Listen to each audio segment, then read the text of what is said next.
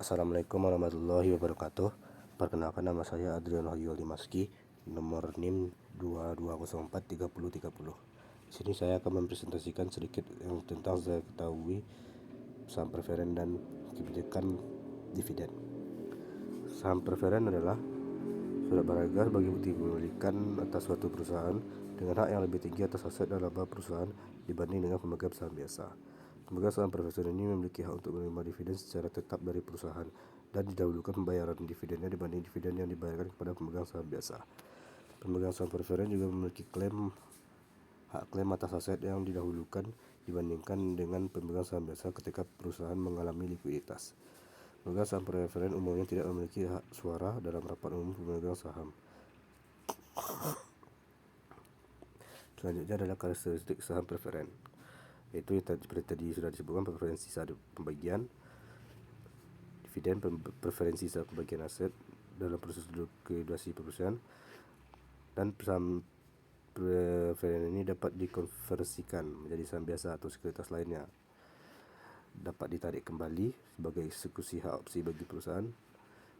Pemilik saham preferen tidak memiliki hak suara dalam rapat RUPS, dan saham dividen dari saham preferen ini dapat diakumulatif, yaitu dividen yang tidak dibagikan dari tahun sebelumnya dapat diakumulasi untuk ke periode berikutnya. Selanjutnya itu partisipatif, yaitu memungkinkan mendapatkan dividen tambahan setelah pengalokasian dividen untuk pemegang saham biasa.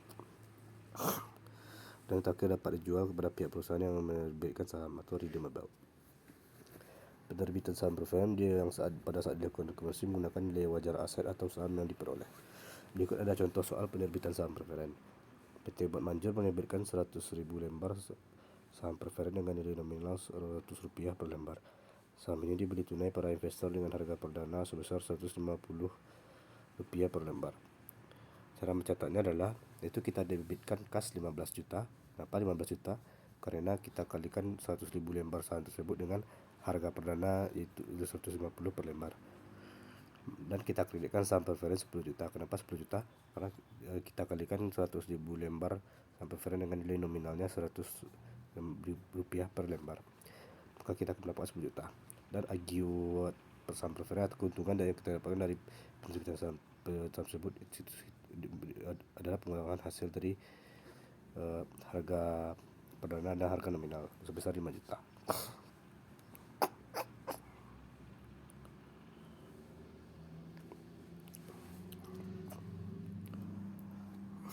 Juga ada contoh lain lagi seperti tadi.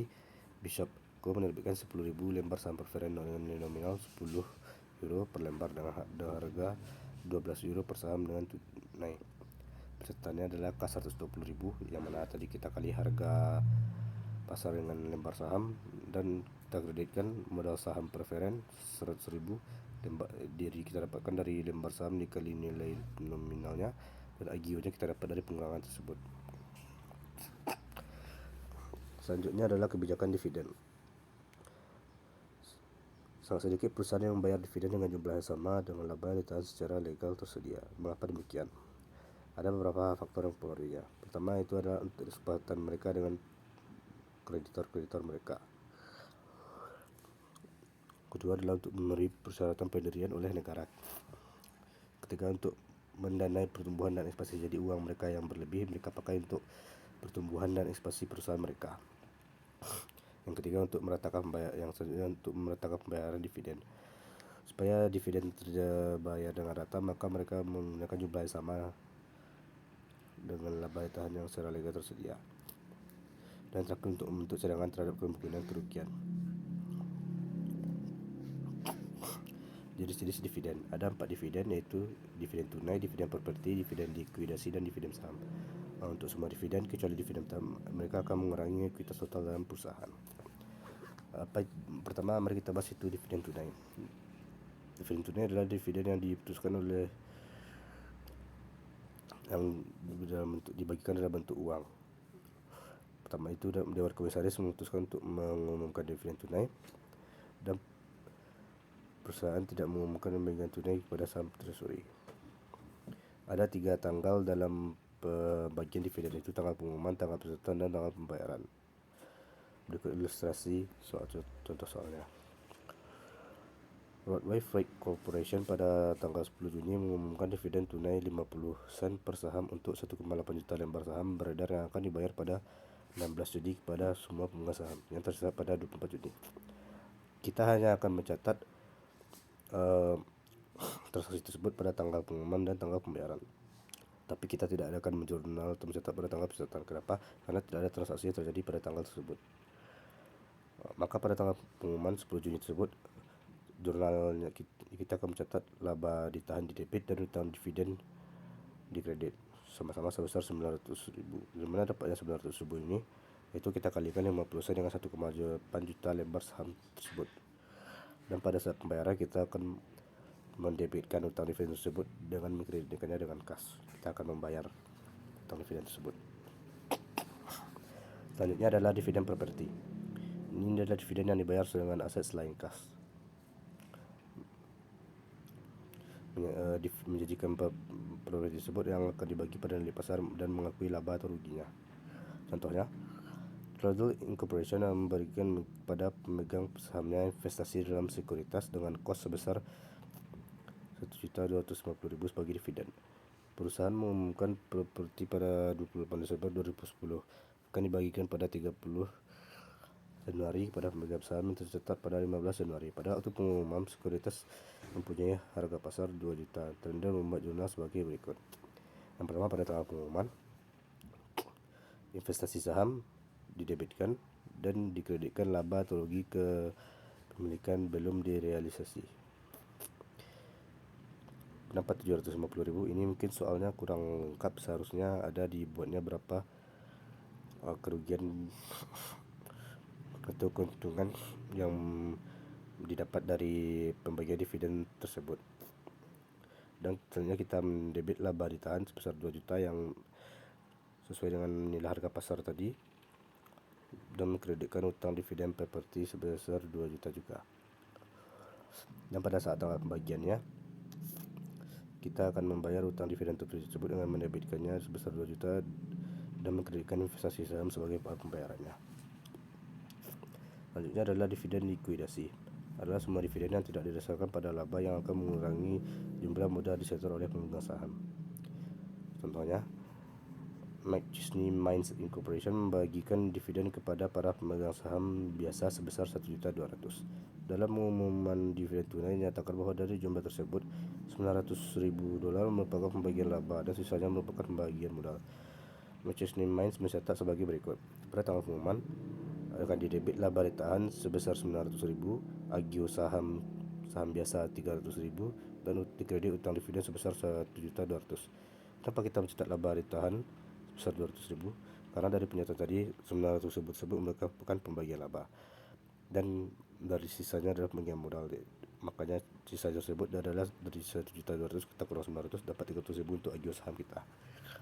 Dan pada saat pembayarannya, kita mendebitkan utang tersebut, kita bayar dengan mengeluarkan kas sebesar 1.200.000, mengkreditkan kas. Selanjutnya adalah dividen saham. Adalah dividen yang penerbitan oleh perusahaan saham sendiri kepada pemegang saham secara rata tanpa menerima imbalan apapun. Biasanya jika dividen saham kurang dari 20-25% saham biasa yang beredar, perusahaan mentransfer sebesar harga pasar saham dari laba yang ditahan. Contohnya, Fine Corporation memiliki saham biasa yang beredar 1.000 lembar dengan nilai nominal 100 euro per lembar dan laba ditahan 50.000. Jika Fine mengumumkan dividen saham 10%, perusahaan akan menerbitkan satu saham tambahan kepada para pemegang saham. Jika harga pasar saham pada waktu dividen saham sebesar 130 euro, maka jurnalnya adalah pada tanggal pengumuman kita akan mendebit laba ditahan 13.000 yang didapat. Kenapa 13.000? Karena kita kalikan 100 saham tambahan tadi dengan harga pasar 130 per saham, maka kita akan mendapatkan 13.000. Dan kita kreditkan dividen saham biasa yang dapat dibagikan sebesar 10.000. Kenapa 10.000?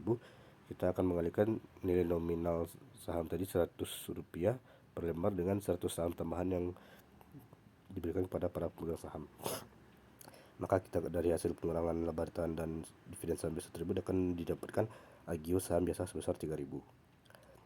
Pada tanggal pembagiannya, kita akan mendebit dividen saham biasa yang dapat dibagi tersebut dan mengkredit modal saham biasa sebesar sama-sama 10.000. Selanjutnya adalah pemecahan saham. Pemecahan saham ini gunanya adalah untuk menurunkan harga pasar saham. Tidak ada jurnal untuk mencetak pemecahan saham. Pemecahan saham dilakukan dengan menurunkan nilai nominal dan meningkatkan jumlah lembar saham. Contohnya, equity before 2-for-1 split. Modal sebelum pemecahan saham 2 untuk 1. Share capital ordinary-nya adalah 1000 lembar dengan nilai nominal 100 dolar. Maka jumlahnya adalah 100.000. Dan return earning-nya 50.000 dan akan berubah 150.000. Setelah kita melakukan pemecahan 2 untuk 1, 2-for-1 split, maka share capital ordinary-nya akan menjadi 2000 lembar. 2 kali lipat dari yang sebelumnya, namun harga nominalnya jadi 50 dolar, separuh dari yang tadi. Namun jumlah nilainya tetap sama-sama 100.000 dolar. Maka kita akan tetap mendapatkan jumlah 150.000. Selanjutnya perbedaan pemecahan saham dan dividen saham. Dividen saham biasanya pengaruhnya terhadap harga pasar saham sama dengan pemecahan saham. Namun nilai turun finalnya ditransfer dari laba ditahan ke modal saham. Contohnya, Rockland Steel Incorporation mengumumkan dividen saham 30% pada 20 November yang akan diserahkan pada 29 Desember kepada pemegang saham yang tercatat pada 12 Desember. Pada tanggal pengumuman, 1 juta saham nilai nominal 10 dolar per lembar, beredar dengan harga pasar 200 dolar per saham. Cara jurnalnya adalah pada tanggal pengumuman, yaitu 20 November, kita akan mencatat di debit return earning sebesar 3 juta dan ordinary share dividend distributable sebesar 3 juta di kreditnya. Kenapa 3 juta? Mari kita berikut cara pencariannya. Dari 1 juta saham tadi kita kalikan 30%, maka kita akan mendapatkan 300.000 saham. Dan dari 300.000 lembar saham tersebut kita kalikan dengan 10 dolar nilai nominalnya, maka kita akan mendapatkan returning sebesar 3 juta. Dan pada saat di tanggal pembagian at date of distribution, kita mendebit ordinary share dividend distributable dan mengkredit share capital ordinary. Mungkin sekian saja yang dapat saya sampaikan. Mohon maaf atas salah janggal. Wassalamualaikum warahmatullahi wabarakatuh.